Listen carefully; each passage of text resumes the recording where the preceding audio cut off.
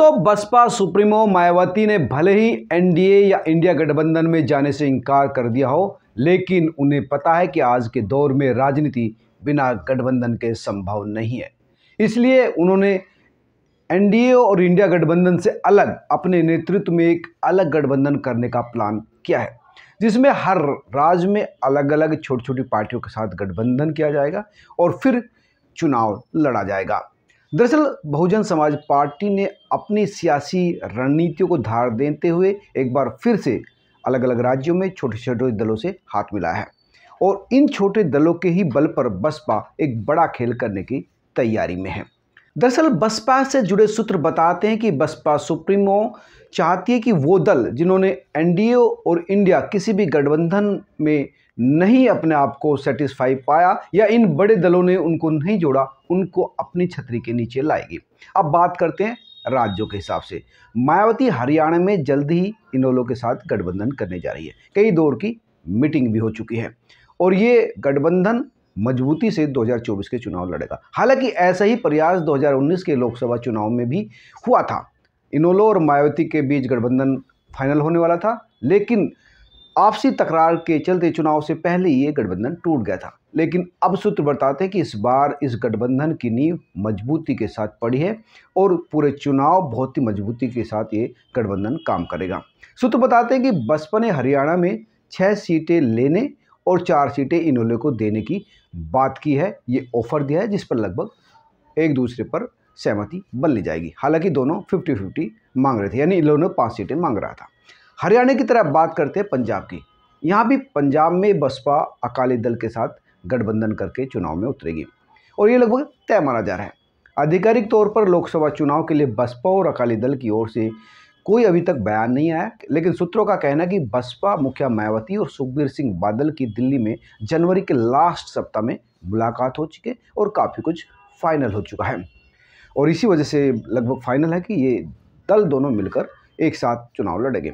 बसपा और अकाली की नज़दीकी इस वजह से और भी मजबूत हो रही है क्योंकि बसपा विपक्षी राजनीतिक दलों के गठबंधन इंडिया में शामिल नहीं है और ना ही अकाली दल है, यानी ना बीजेपी के साथ है ना ही वो कांग्रेस के साथ। और सबसे महत्वपूर्ण बात है, पंजाब की बात करें तो 30% दलित वोटर है, बसपा का कोर वोटर माना जाता है और इसी वजह से अकाली दल भी बसपा के साथ गठबंधन करना चाहता है।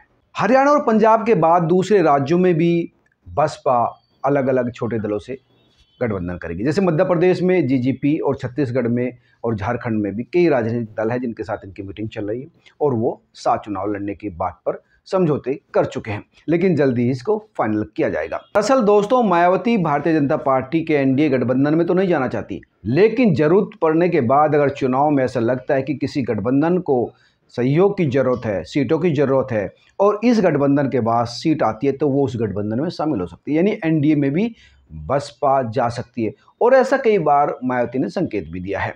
और यही वजह है कि सुप्रीमो छोटे छोटे दलों को अपने साथ जोड़कर एक अहम भागीदारी चुनाव में सुनिश्चित करना चाहती है ताकि वो ठीक ठाक नंबरों के साथ चुनाव जीत सके और ज़रूरत पड़ने के साथ बड़े दलों के साथ अलायंस में शामिल हो सके, अपनी शर्तों पर इन दलों को झुका सके।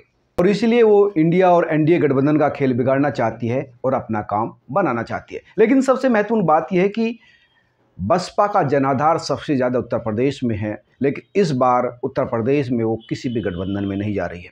अब देखना ये होगा कि उत्तर प्रदेश को बसपा कैसे संभालती है, क्योंकि 2014 के चुनाव में बसपा को एक भी सीट नहीं मिली थी और 2019 के चुनाव में बसपा ने समाजवादी पार्टी के साथ गठबंधन किया था और बढ़त हासिल की थी और इस आधार पर उसने 10 सीटें भी जीती थी। हालांकि बाद में समाजवादी पार्टी के साथ गठबंधन टूट गया था और 2022 के विधानसभा चुनाव में बहुजन पार्टी एक बार फिर अकेले चुनाव में उतरी थी और सबसे बेकार प्रदर्शन किया था। सिर्फ एक सीट वो जीत पाई थी। हालांकि बसपा का वोट प्रतिशत लोकसभा चुनाव में कम नहीं हुआ है और यही वजह है कि मायावती ने किसी भी दल के साथ समझौता न करके खुद अकेले सियासी मैदान में उतरने का ठाना है। अब देखना होगा कि मायावती उत्तर प्रदेश में कैसे अपने आप को सर्वाइव करती है या प्रासंगिक बनाए रखती है। उत्तर प्रदेश में ही लालगंज से बसपा की जो एमपी है संगीता आज़ाद, उनके भी कई बार बीजेपी के साथ जाने की अटकलें बढ़ती रही क्योंकि संगीता आज़ाद कई बार बीजेपी के नेताओं से मुलाकात कर चुकी हैं। हालांकि इन तमाम मुलाकातों को शिष्टाचार मुलाकात बताती है। अभी फिलहाल जो योगी आदित्यनाथ से उनकी मुलाकात हुई है, उसके बाद तो ये अटकलें और तेजी से बढ़ गई है। दरअसल बीजेपी लोकसभा की हारी हुई सीटों को जीतने के लिए अपनी एक रणनीति पर काम कर रही है। पार्टी ने सूबे में इसके लिए उप मुख्यमंत्री ब्रजेश पाठक के नेतृत्व में एक समिति का गठन भी किया है। उधर हाल ही में संगीता आजाद ने बीजेपी के राष्ट्रीय स्तर के कई नेताओं के साथ मुलाकात की और जिसके बाद उनकी पीएम के साथ भी एक तस्वीर आई और बुधवार को योगी आदित्यनाथ के साथ तस्वीर आई। यानी लगातार कई बड़े नेताओं के साथ संगीता आज़ाद की फ़ोटो आना ये अपने आप में बसपा के लिए एक बड़ा झटका हो सकता है, क्योंकि बीजेपी हर सीट को जीतना चाहती है और बसपा की राजनीतिक ज़मीन उत्तर प्रदेश में कमज़ोर होती जा रही है। बसपा भले ही तमाम राज्यों में गठबंधन कर रही हो, लेकिन उत्तर प्रदेश उसके लिए सबसे महत्वपूर्ण है। अब देखना होगा कि बसपा उत्तर प्रदेश में कैसे अपने आप को मजबूत बनाए रखती है। दोस्तों, मैं लगातार आपको एक्सक्लूसिव खबरें देता रहूँगा, आप इसी तरह से जुड़े रहिए। अगर चैनल पर आप पहली बार आए हैं तो चैनल को सब्सक्राइब करना ना भूलें, क्योंकि एक्सक्लूसिव जानकारी सिर्फ आपको यहीं मिलेगी। नमस्कार।